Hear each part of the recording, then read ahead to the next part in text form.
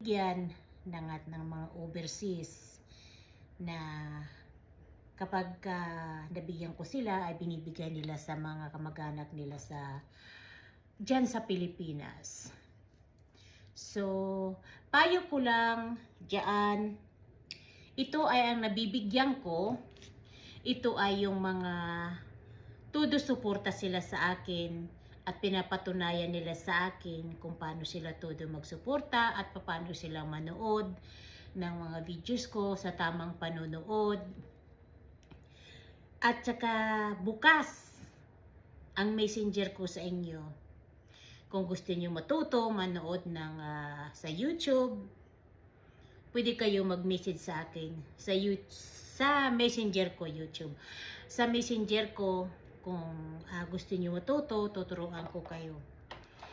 Ito ay yung gusto lang naman nangangailangan ng